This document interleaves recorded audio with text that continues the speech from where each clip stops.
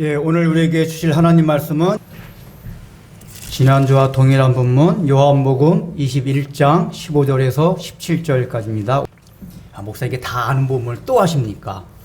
여러분들이 이 21장은 굉장히 소소한 제자들의 스토리 같지만은 이 21장의 내용은 요한복음의 결미, 마무리 짓는 굉장히 중요한 부분입니다. 마태복음으로 한다면 마태복음 끝이 뭐죠? 28장 19절 20절이 뭐로 마무리합니까?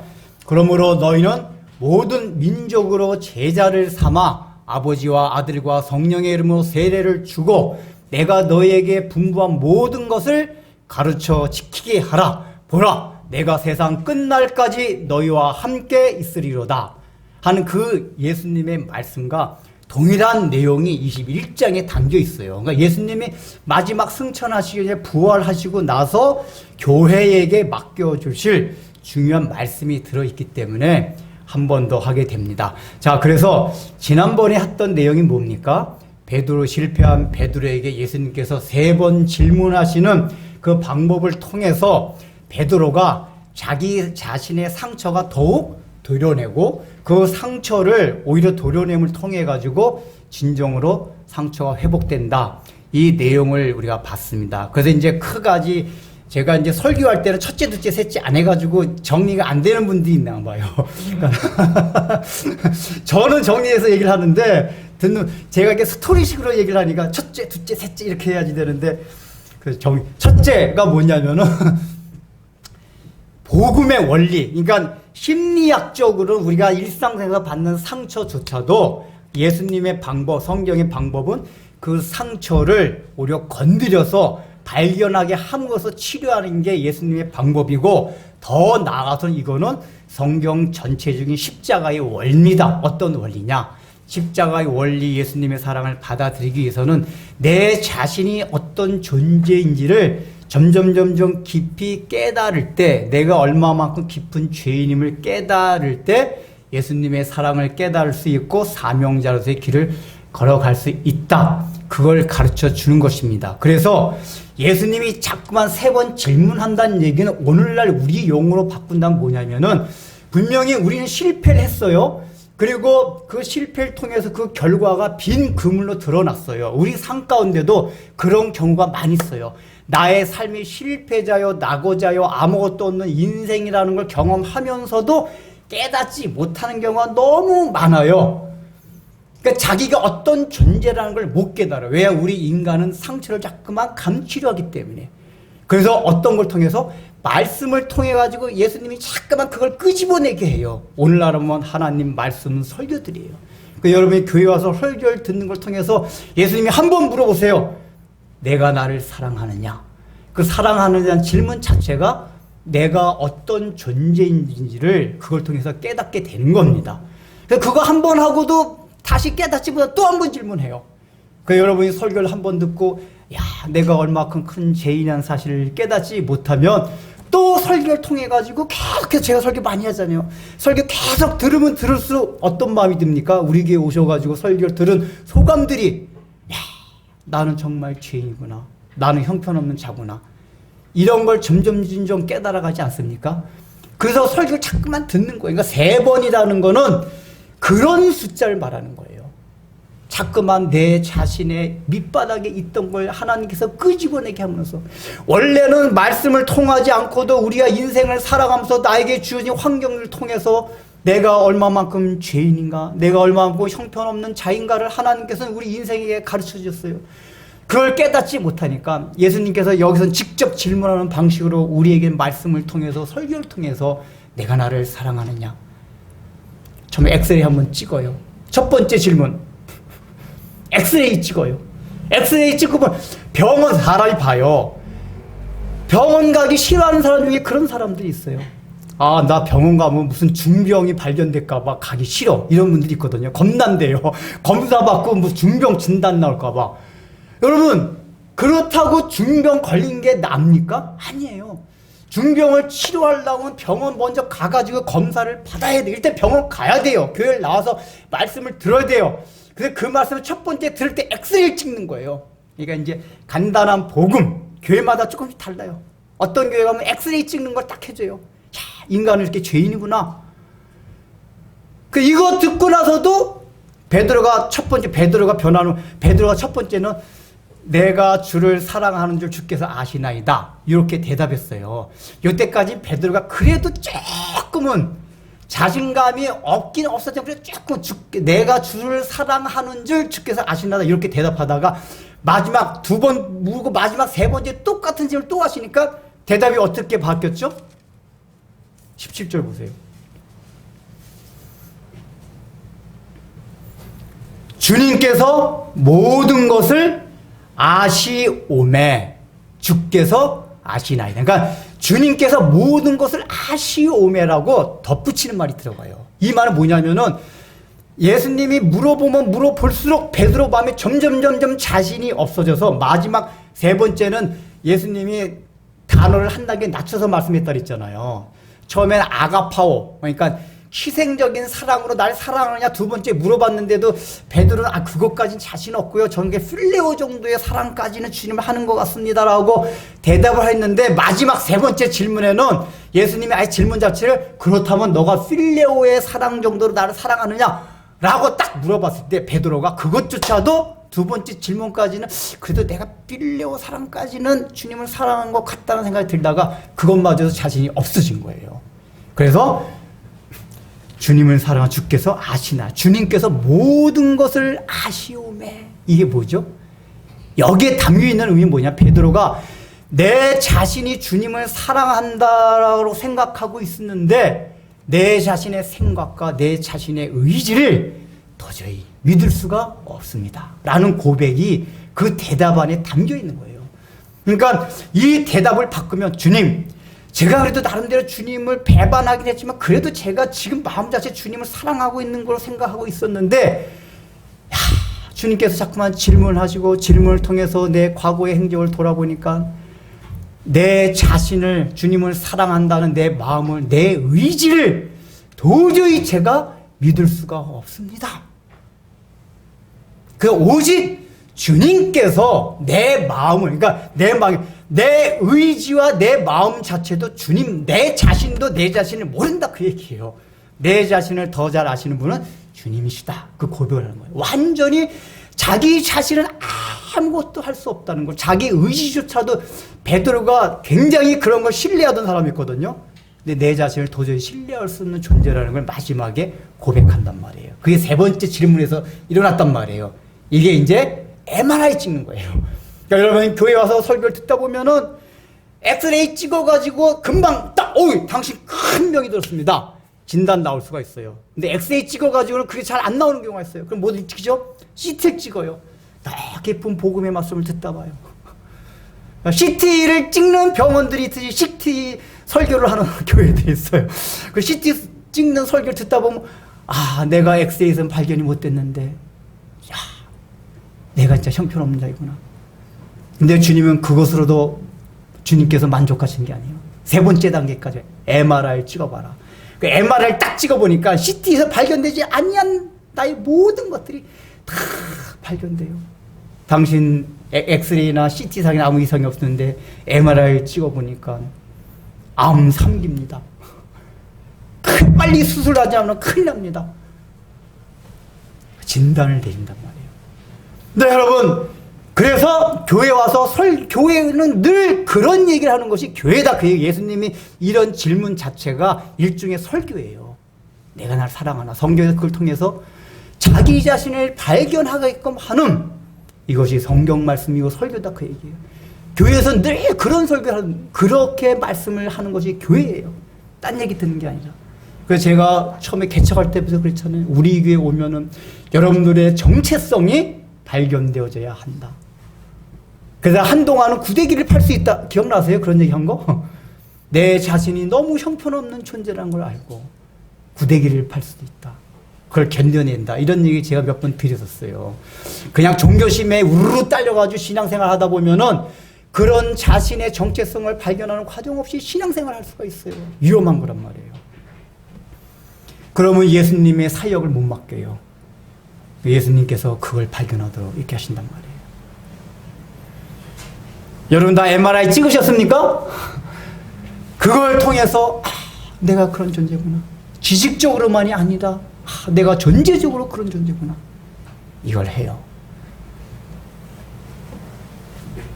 그래서 이런 우리들임에도 불구하고 예수님께서는 어떻게 하셨어요?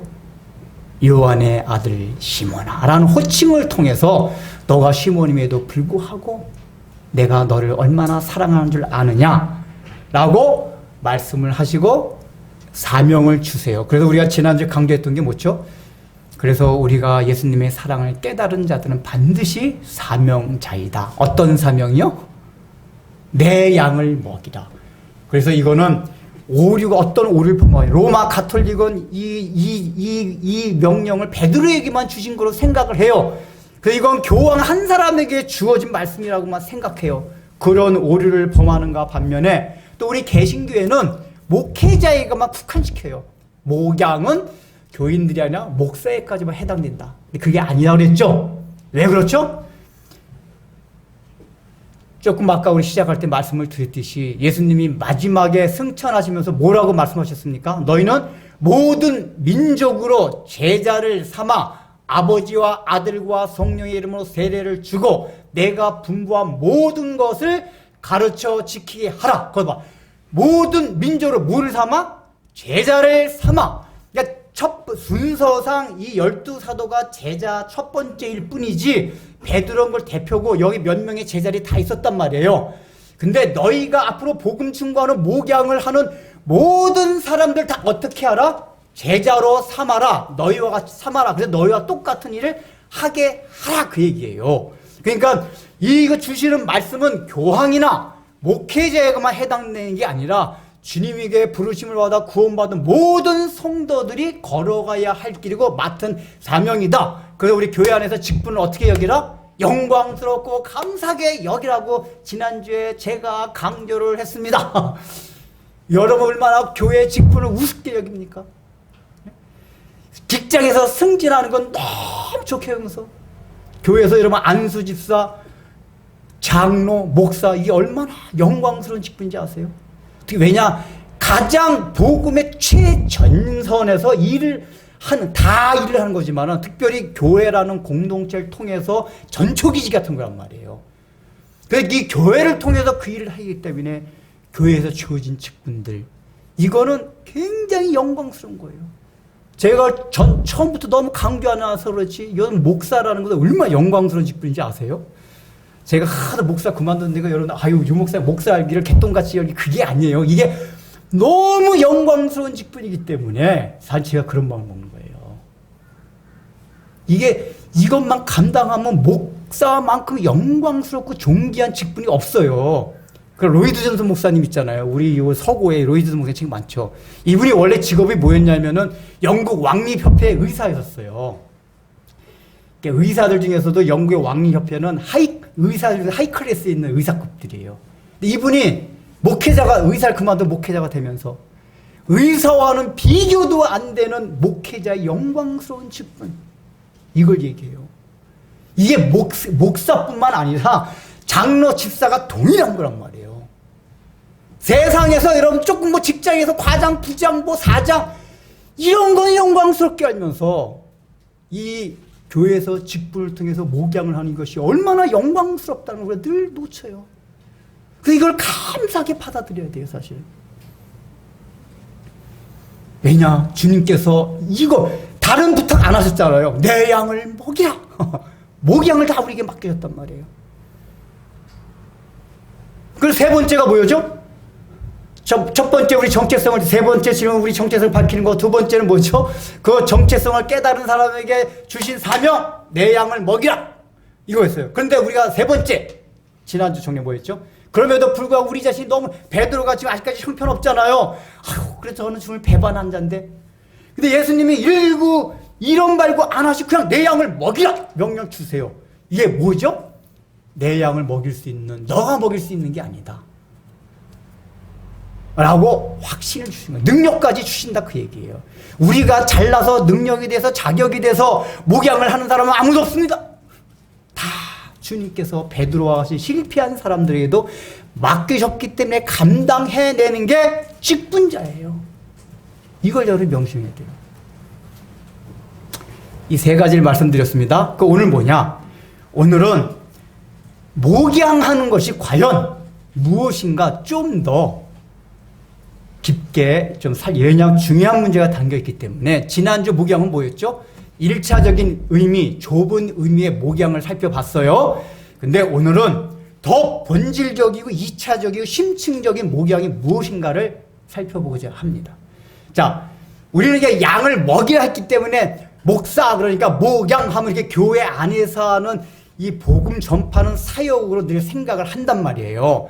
근데 이제 이 목양에 대한 비유가 어디서만 나오냐? 복음서 요한복음에만 나와요. 요한복음에 여기에 대한 비유가 잘 된 게 뭐죠? 선한 목자의 비유예요. 예수님께서 오셔서 한 일을 선한 목자와 양의 관계를 통해 가지고 예수님께서 이 땅에 오셔서 하실 일들을 말씀을 하셨어요. 그런데 다른 공간복음에 보면은 선한 목자의 비유로 하시지 않고 다 어떻게 시작됩니까? 예수님께서 하시는 목양 사역을 어떻게 표현하고 있죠? 하나님의 나라가 시작이 되었다 라고 얘기하면서 이사야서 있는 말씀, 보라, 그가 오면 가난한 자에게 복음이 전파되고 그 다음에 안진뱅이가 일어나고 포로된 자가 자유가 되는 메시아가 오셔서 할 사역들, 이걸 쭉 얘기했었어요. 메시아를 통해서 이루어질 하나님의 나라에 대한 거를 공간복음이 다 표현하고 있습니다. 그러니까 요한복음적으로 표현하면은 선한 목자가 양을 목양한다는 이 표현이 공간복음에는 뭐다? 주님께서 오셔서 하늘나라를 세우는 일이다, 그 얘기란 말이에요. 그래서 예수님께서 마지막에 아까 마태복음에 말씀하신지 너희가 모든 민족으로 제자를 삼아 내가 너희에게 가르쳐 분부한 모든 것들을 지키게 하라. 네, 그때 가르쳐 지키게 한 게 3년 공생애 동안의 일과 지난번에 말씀을 드렸지, 예수님이 승천하시기 전까지 40일 동안 뭘 했다 그랬죠? 하나님, 사도행전 1장에 보면 나와요. 하나님 나라에 관한 일에 대한 세미나를, 마지막 총정리를 하셨어요. 거기서 표현이 하나님 나라에 관한 일을 말씀하셨더라 그래요. 총정리. 그러니까 예수님께서 제자를 계속 강조했던 게 뭐냐? 하나님 나라에 관한 일. 다시 말하면 목양이란 일은 우리는 좁은 의미만 생각하면 교회 안에서 하는 목양, 그래서 목사라는 이름 때문에 그런 우리가 오해를 하기가 쉬워요. 거기에만 국한하기가 쉬운데, 목양이라는 의미가 공간복음에서는 뭐냐? 하나님의 나라를 세워가는 일, 그 전체를 포함하는 거다, 그 얘기예요. 그래서 너희가 내 양을 먹이라, 목양을 하라, 이걸 다른 말로 하면 하나님의 나라를 세워가라, 그 얘기란 말이에요. 그러면은 하나님의 나라를 세워간다는 게 어떤 의미입니까? 여기서 이제 본문을 보면은 계속 첫 번째, 두 번째, 세 번째에서 우리가 주의해서 볼 게 있어요. 예수님께서 내 양을 먹이라 할 때 무슨 양이요? 나의 양. 베드로의 양입니까? 제자들의 양입니까? 누구의 양이라고 했죠? 예수님의 양을 먹이라고 했어요. 그러니까 여기에서 우리가 본질을 잡아내야 돼요. 만약에 내 양 같으면 내 마음대로 해도 돼요. 내 양을, 근데 예수님의 양이기 때문에 어떻게 목양을 해야 된다? 예수님과 같은 방법을 목양을 해야 된다, 그 얘기예요. 근데 요한복음 10장에서 선한 목자와 양의 비유의 관계에서 선한 목자는 어떤 특징이 있다고 그랬죠? 양을 위해서 희생하는 자라고 했어요. 양을 위해서.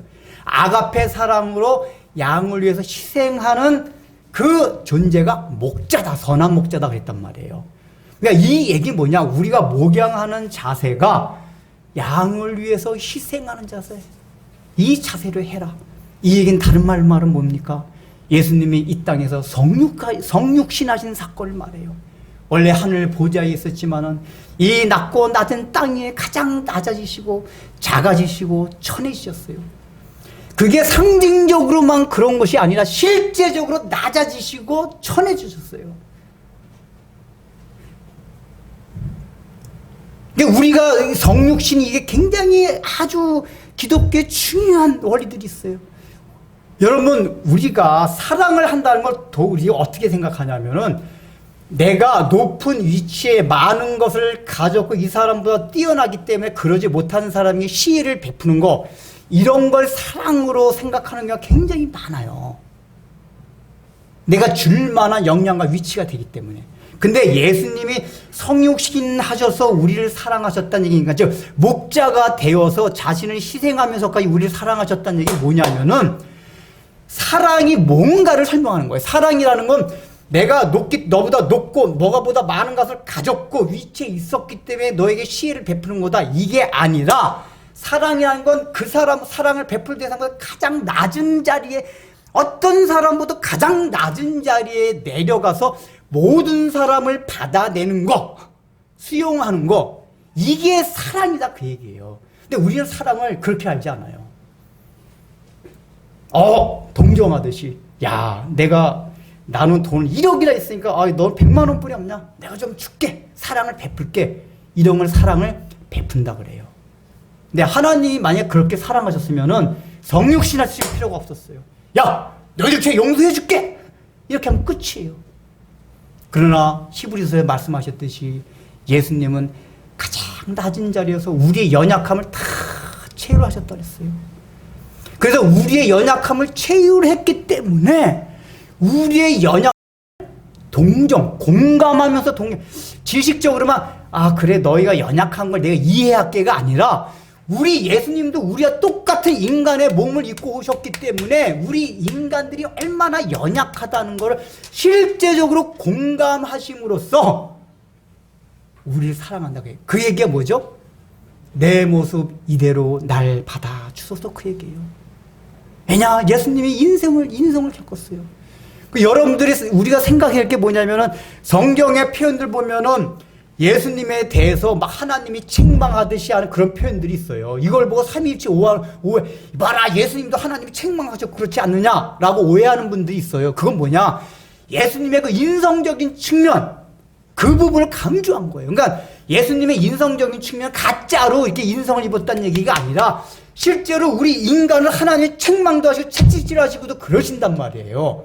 예수님이 실제적으로 그렇게까지 낮아지셨다, 그 얘기예요. 이걸 강조하는 거예요. 이걸 이해 잘해야 돼요. 예수님은 가장 낮은 자리에서 그러셨다.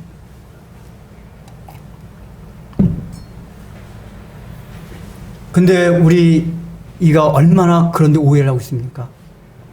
우리는 사랑을 베푼다고 하면서 늘 내가 사랑을 베풀 수 있는 높은 위치에 올라가려고 해요. 제가 그 전에 CTX인지 CBS인지 기독교 방송 보다가 어느 목사님이 설교를 하시는데, 아니, 겸손할 것도 없는 것들이 무슨 겸손할 게 있냐고. 그래도 겸손이라는 건 내가 높은 지위에 올라갔음에도 불구하고 갑질 안 하고, 이렇게 해야지 겸손이지. 겸손할 것도 없는 것들이 무슨 겸손하냐고.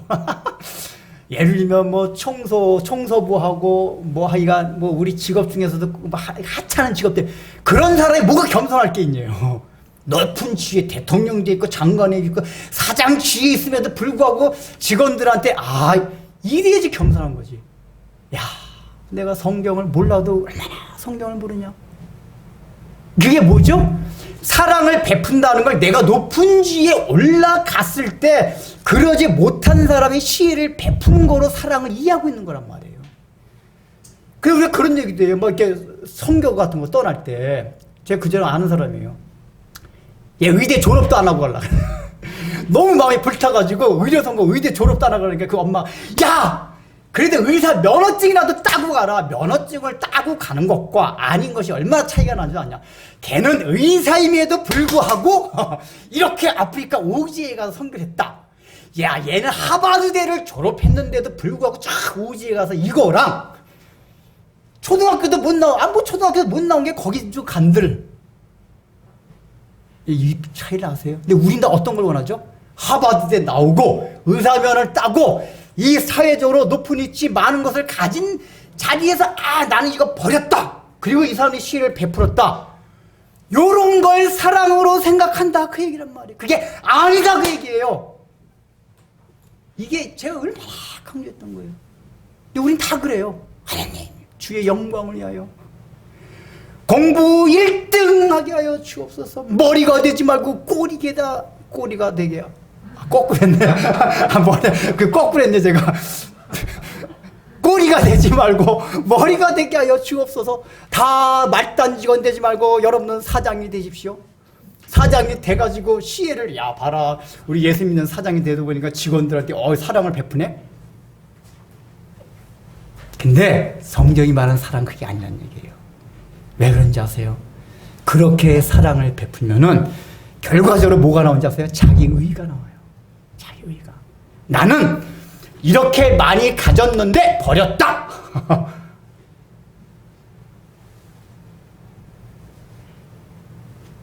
이거 무서운 거예요. 우리는 뭐냐?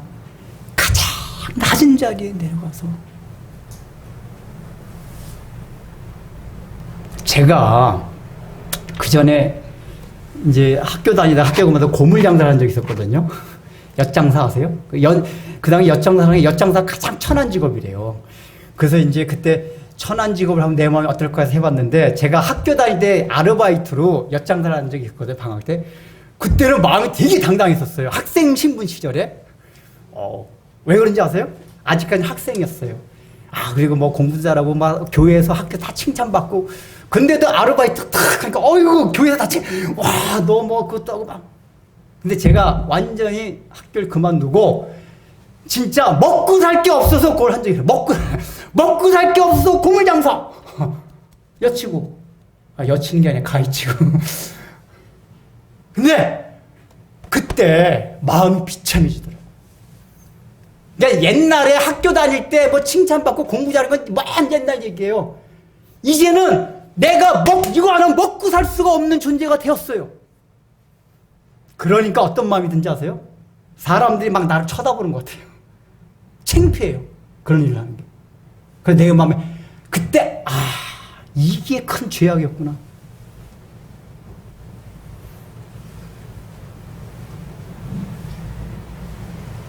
근데 우리는 뽀다. 나는 이럼에도 불구하고 이런 걸 한다.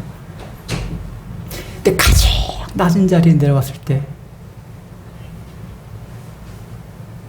마음이 진짜로 겸손해질 수밖에 없어요. 이게 여기서 그래서 내 양을 먹이라는 건 다른 말로 말하면 뭐냐? 이웃사랑이에요.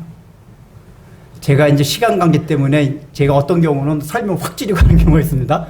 내 양을 먹이라는 이웃사랑이에요. 왜 그래? 잠깐만 설명을 드리면은, 예수님께서 이 하나님의 나라를 세우는 걸 또 다른 말로 뭐라고 표현했죠?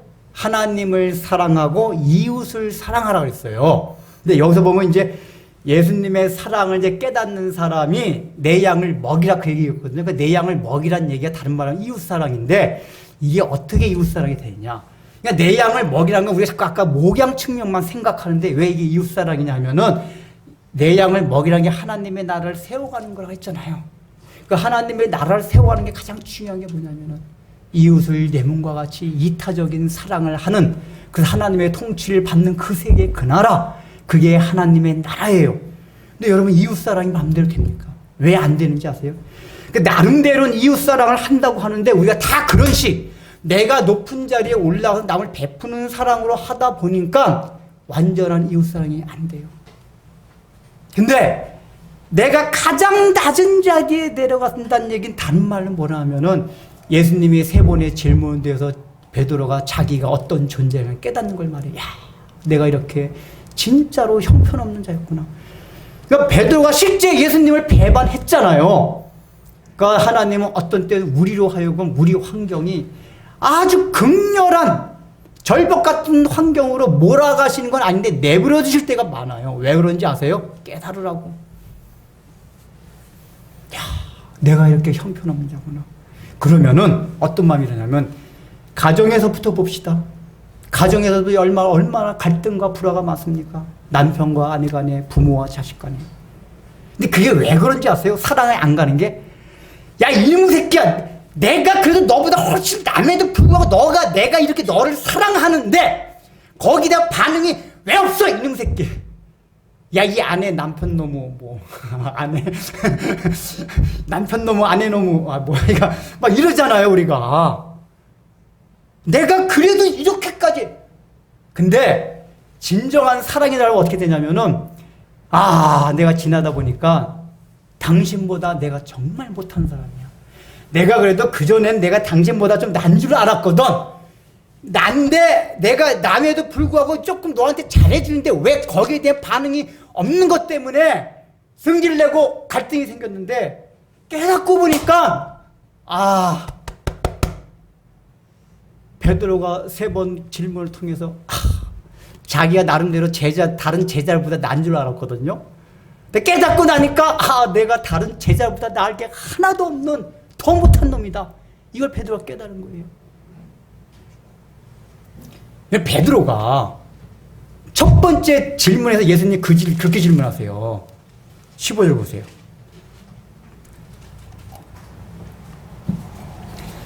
이 사람들보다 나를 더 사랑하느냐? 이 비교급으로 물어봐요. 왜 그렇게 물어봐주는지 아세요? 이게 복음서들 보면 베드로의 성향이나 이 특징이 화법에서 나오는데 베드로가 꼭 말할 때 보면은 이 사람들은 다 주님을 버릴지라도 나는 버리지 않겠나이다. 이런 화법을 잘 써요. 이게 이제 베드로가 비교의식이 강하다는 얘기고 자존심이 강하다는 얘기거든요. 나는 다른 사람들보다 낫다 그 얘기예요. 다른 사람들보다. 그러니까 이런 사람들의 특징이 뭐냐면 남을 사랑해도 내가 너보다도 더 높고 많은 것을 가졌는데 내가 너에게 베푼다. 이렇게 나간단 말이에요. 그 베드로가 배반하기 전까지 그렇게 알았어요. 다른 사람들은 다 배반할지라도 나는 배반하지 않겠나이다. 그러니까 이게 무슨 얘기죠? 나는 너희들보다는 난 사람이다 그 얘기예요. 근데 마지막 17절에서 베드로의 대답이 주님만이 아시나이다. 내 의지도 저 못 믿겠습니다. 내가 다른 제자들보다 난 줄 알았는데 못한 자입니다. 이럴 때 뭐가 시작돼요? 다른 사람을 진정으로 섬길 수 있는 사랑이 거기서 나온단 말이에요. 그러니까 나중에 보면은 베드로가 사도 바울한테 갈라디아서 보면 나오거든요. 바울이 베드로를 호통을 쳐요. 여러분들 이게 그때 그 배경을 알아야 되는데 그 당시에는 예루살렘 교회 수장이 베드로였었어요. 대표격이 야고보랑 베드로.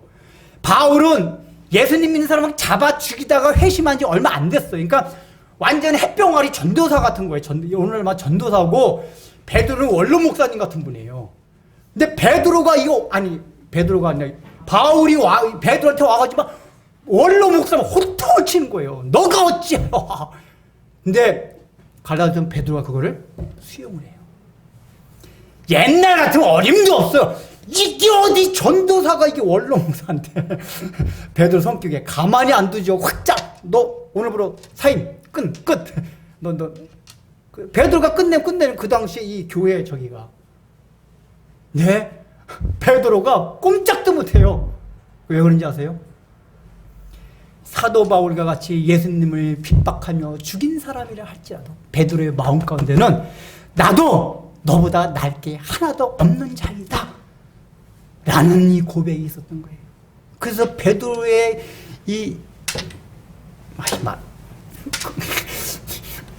말하는 거 뭐라 그러니까 강한 그거를 받아들인 거란 말이에요. 여기서 이웃사랑이 시작되고 아가페 사랑이 시작되는 거예요. 우리들도 다 낮아져야 돼요. 낮아지는 게 높은데 일단은 한번 올라가서 내가 뭐 내려가 줄게 아니라 실제로 내려가는 거예요. 마음. 그래서 우리가 그래도 목사님 직업적으로 맨날 그런 직업만 그건 아니죠. 우리가 어느 직업을 가서 사회적으로 높은 지위에 올라갈 수 있고 많은 돈을 벌 수 있고 사장도 있고 대통령 다 될 수 있어요. 그러나 우리 마음가짐은 그거를 누려서는 안 된다 그 얘기예요. 예수 믿는 사람 높은 자리에 올라 좋을 거 하나도 없어요.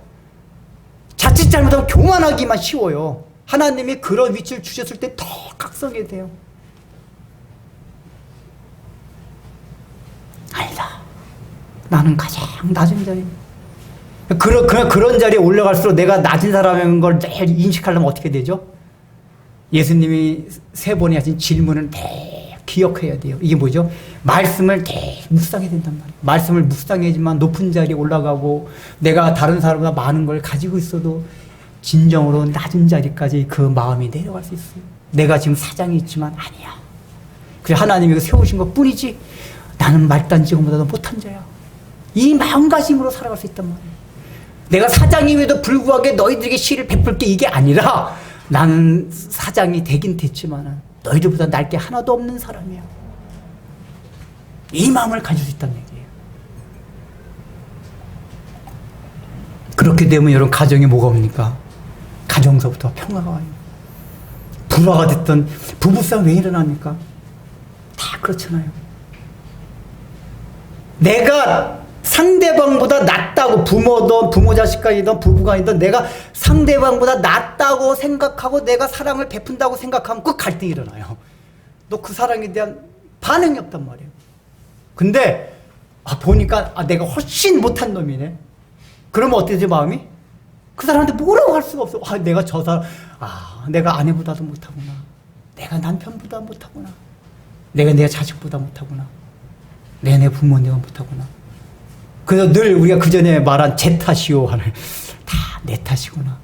내 탓이구나. 여러분 이 복음의 세계에서 내 탓이구나. 이게 굉장히 중요해요.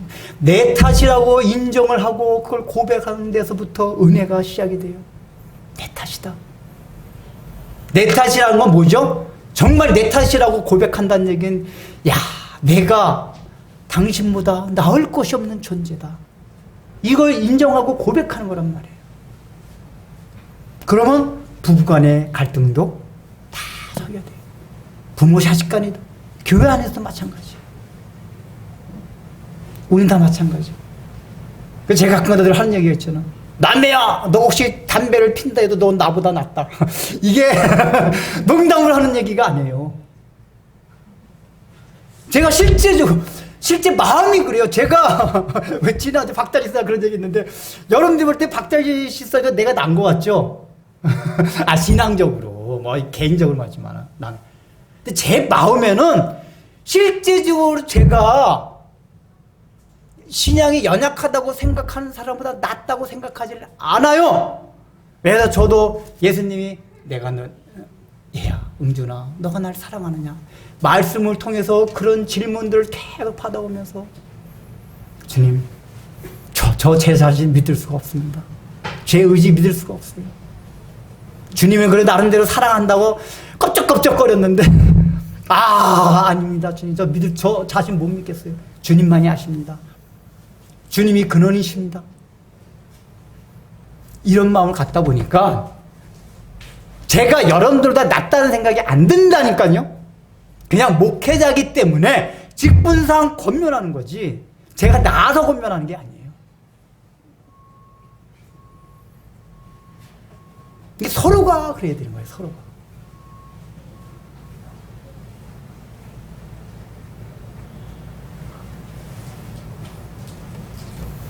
정리합니다. 목양, 양을 먹이고 양을 치는 일들은 하나님의 나라를 세우는 것이요 이웃 사랑하는 게 바로 목양입니다.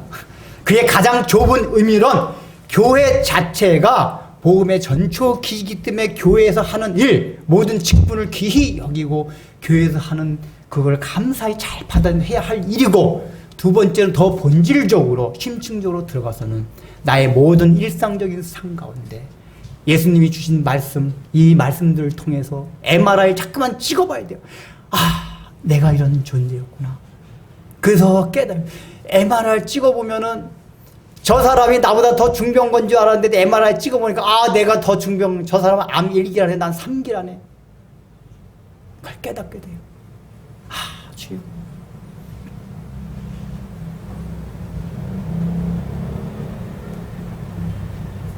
그때부터 어떻게 돼요? 내 양을 그러니까 주님의 양을 먹일 수가 있어요. 다른 말로 하면 주님의 방법으로 선한 목자의 그 마음과 방법으로 우리에게 맡겨진 사명을 감당해낼 수 있다고 얘기해요.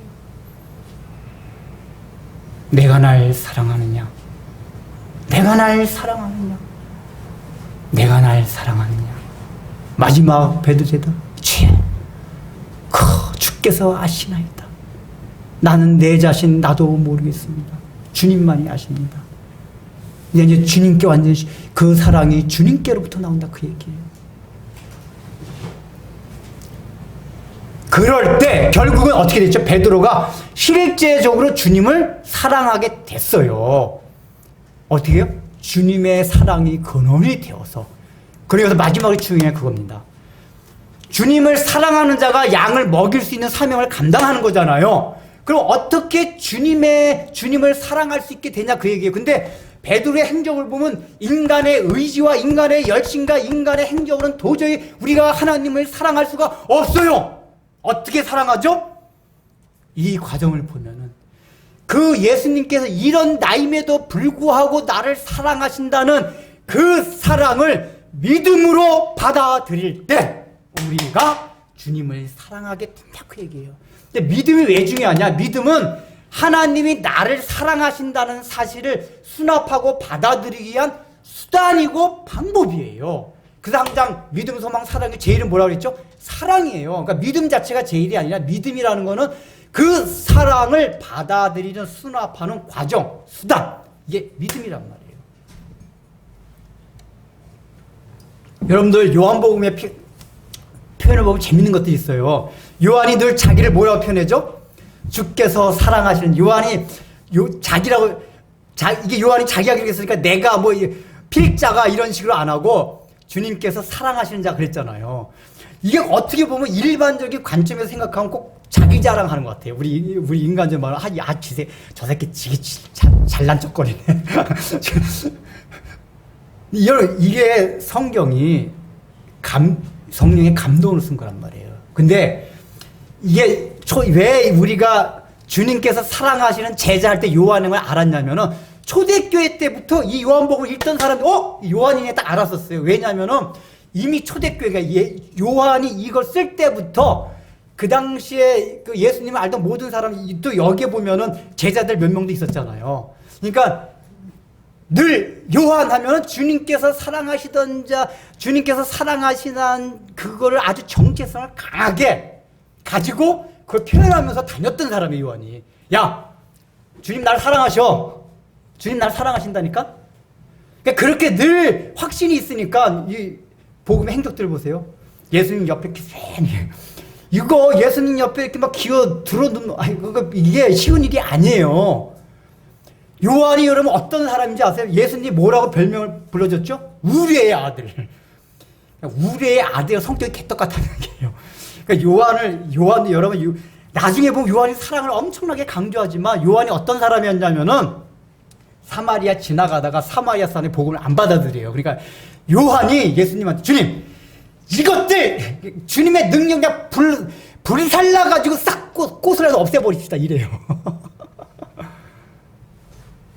베드로보다 더하면 더했지 엄청난 그런 소유자였었어요. 근데 그럼에도 불구하고 비비대요. 예수님한테 보면은. 그러니까 예수님한테 비벼야 될 당시에 요한은 굉장히 성숙돼 있고 베드로보다 훨씬 사랑이 많고 이런 상태가 아니었었어요. 우리의 아들 저것들 다 꽃을 죽여버립시다. 이런 사람이었어요. 요한이. 그럼에도 불구하고 비비댔어요. 이거 뭐가 다르냐? 다른 제자들하고 다른 유다하고 다른 점. 그럼에도 불구하고 우리 주님이 나를 사랑하신다는 사실을 요한은 실제 자기가 받아들인 거예요. 뭐로? 믿음으로. 이 요한복음 표현, 주님께서 사랑하신 자, 이 표현을 잘 기억해야 돼요.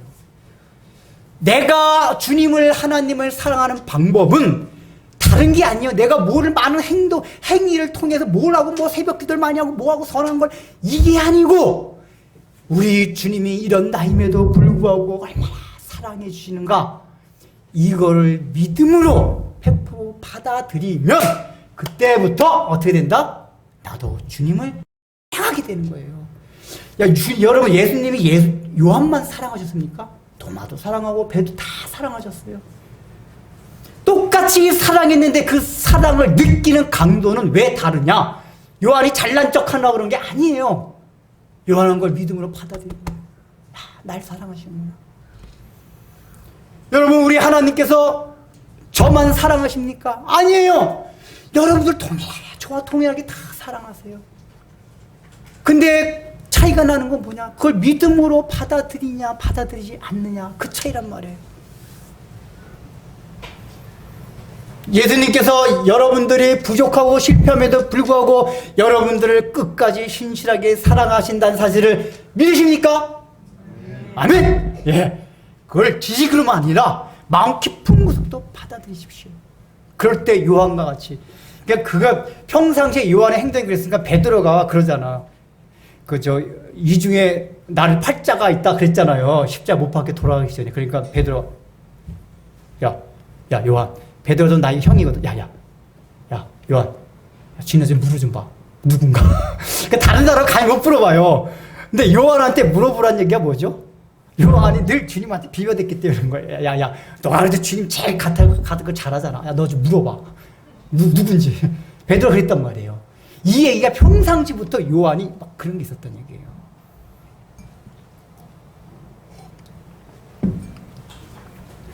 그러니까 나중에 보세요. 요한복음도 그렇고, 요한복음 우리가 다 이제 끝나가잖아요. 다음 주면 끝나요. 근데 요한복음 결론이 뭐였죠? 예수님은 하나님이시다는 것과 그 하나님이 우리가 실패자임에도 불구하고 얼마만큼 끊임없이 사랑하시는가, 이걸 계속해서 보여줬잖아요. 여러분, 요한복음 끝나고 나면 베드로 요한 별거 아니네? 이게 느끼게 돼요. 우리는 막 베드로 요한이 엄청 대단한 위대한 분인 줄 알고 있지만 아니에요. 전혀 아니에요. 우리보다 못한 사람들이에요, 다. 근데 그런 사람들을 사도로 세우신 하나님의 신실하신 사랑, 여기에 초점이 있다, 그 얘기예요. 그럼 나중에 요한복음뿐만 아니라 요한이 또 뭘 썼죠? 요한 1, 2, 3서를 썼어요. 거기도 강조하고요. 사랑. 요한이 얼마큼 사랑을 강조하는 사람이, 우리의 아들이었던 사람이 그 사랑을 그렇게 강조하게 됐어요. 왜요? 그 요한의 마음 가운데 말할 수 없는 주님으로부터 주님이 나를 사랑하신다는 그 사실을 통해서 자신도 주님을 사랑하게 돼. 그러니까 주님 마지막 그래도 끝까지 쫓아간 건 요한이었잖아요. 십자가 아래까지 간 사람이 요한이어서 베드로는 따라가려다가 실패해서 예수님 배반하고 저주하고, 그리고 요한은 끝까지 따라갔어요. 이게 뭐죠? 요한은 주님이 자신을 얼마만큼 사랑하는 사실을 믿음으로 받아들였기 때문에 주님을 그렇게 사랑할 수 있던 거예요. 물론 모든 다른 제자들도 요한과 같이 그렇게 주님을 사랑하게 됩니다. 이제 우리들도 마찬가지예요. 우리 다 연약한 자들입니다. 부족한 자들입니다. 근데 이런 부족한 자에게 여러분들이 그것을 실감나게 막 느껴서 밑에까지 내려가지 않냐면 계속해서 말씀과 환경을 통해서 가르쳐 주십니다. 애야, 너가 날 사랑하느냐? 애야, 너가 날 사랑하느냐? 그렇게 말씀을 통해서 자각을 해야 돼. 아, 그렇구나. 나는 이런 자였구나. 근데 이런 자임에도 불구하고 우리 주님은 이렇게 나를 사랑하시고, 이거 감사하지 않아요? 어긋난 땅길로 가다가도, 우리가 늘 그러잖아요. 뜨끔하죠? 어긋난 땅길로 가다가도. 네, 그래서 가끔은 세상으로 나가고 싶어요. 나가보라 그래, 지금. 전 진짜 그럽니다. 막 말리질 않아요, 제가. 나가봐. 가다가 내가 말리면은 인간적으로 말렸기 때문에 또 한 1년 지다가 또 도저로 돼. 또 세상이 그리스도 가고 싶어 막 이래요. 한 번은 건면해요. 그 다음에 안 해요. 왜냐? 한번 가다가 직접 부딪혀봐야 돼. 부딪혀가지고 어긋난 땅길로 가다가도 예수의 사랑만 생각하면 곧 다시 예수께 돌아오리. 그때부터 야, 좀 너도 교회에서 나가. 제가 왜 나가요, 목사님? 목사님이 나가시지 제가 왜 나가? 이렇게 된단 말이에요. 그 주님의 사랑. 여러분들 양을 먹이십시오. 교회에서부터 시작해서 여러분들 주위에 가장 가까운 데 있는 사람부터 이웃 사랑하기를 내 몸과 같이 사랑하십시오. 이게 주님께서 우리에게 맡겨주신 대위임, 대명령입니다. 교회 안에서뿐만 아니라. 그것은 이웃 사랑은 내 자신이 가장 낮아지는 게, 다 나는 다른 사람보다 못하고 다른 사람이 나보다 낫다는 깊은 인식 가운데서 모든 게 내 탓이다. 내 탓이다 할 때 뭐가 나와요? 원망, 불평이 안 나와요. 내 탓이 아니라고 생각할 때, 왜 나에게 저런 인간을. 근데 나한테 모든 게 원인이 있다고 생각할 때, 원망, 불평이 안 나와요. 감사해요. 주변 사람을 사랑하게 되고, 주변 환경과 사건을 사랑하게 됩니다. 그래야지만 우리가 이웃을 사랑함으로써 주님께서 우리에게 맡겨진 이 목양의 사역, 이것을 충실히 잘 감당할 수 있을 것입니다. 이런 복들이 여러분들에게 함께하기를 주의 이름으로 축원합니다. 네, 기도하겠습니다. 주님, 우리는 우리의 의지와 신념을 도저히 믿을 수 없는 부족한 자요, 연약한 자라는 것을 주님 앞에 고백할 수밖에 없습니다. 그렇지 않은 줄 알고 살았는데, 우리의 성격이나 우리의 의지나 우리의 성량이나 모든 것을 봐도 너무나도 연약한 저희들의 모습을 보게 됩니다. 그럼에도 불구하고 저희 자신이 어떤 존재를 깨닫지 못해서 주님은 말씀을 통하여 시시때때로 내가 날 사랑하느냐, 내가 날 사랑하느냐, 내가 날 사랑하느냐 물어보시면서 내가 어떤 존재임을 깨닫게 하시고 십자가 앞으로 나오게 하사 그런 나를 사랑해 주신 성육신 하신 우리 예수님의 사랑을 다시 한번 우리가 깨닫게 되오니 이제 저희들도 요한과 같이 베드로와 같이 다른 제자들과 같이 이런 나를 사랑하신다는 예수님의 사랑을 믿음으로 내 마음에 진심으로 깊이 받아들이면서 나 또한 예수님을 사랑함으로써 궁극적으로 주님께서 우리에게 맡겨주신 목양을 하는 일, 이웃 사랑하는 그 일에 전념하면서 주님께서 맡긴 사명을 이 땅을 살아가면서 다 할 수 있는 사랑하는 주의 제자들이 다 되게 하여 주옵소서. 주님께서 우리에게 이렇게 베풀어 주신 사랑과 은혜를 생각하며 주님 앞에 봉헌합니다. 우리가 어떻게 주님의 은혜를 갚을 수 있겠을까마는 주님 앞에 참된 헌신 자체가 주님이 나를 사랑하신다는 그 사실을 내 마음에 받아들이는 것이 또한 헌신의 시발점임을 생각하고 주님의 사랑을 내 마음에 받아들이면서 주님께 헌신하고자 하는 우리 사랑하는 성도들이 일생이 삶이 되도록 복내려 주옵소서. 예수님의 이름으로 기도드립니다. 아멘. 축도하겠습니다. 이제는 우리 구주 예수 그리스도의 무한하신 은혜와 하나님 아버지의 놀라우신 사랑과 성령님의 감동과 권면하심이 오늘 이 말씀을 듣고 주님께서 우리에게 명령하신 양을 먹이라는 이웃을 사랑하라는 하나님의 나라를 세우라는 그 명령을 따라 내 존재가 어떤 존재임을 알고 가장 낮은 자리에 내려가서 다른 사람을 나보다 낮게 여기며 다른 사람들을 희생적인 사랑으로 섬기며 살아가고자 소망하는 사랑하는 성도들 삶 위에 이제부터 영원토록 함께 있을지어다.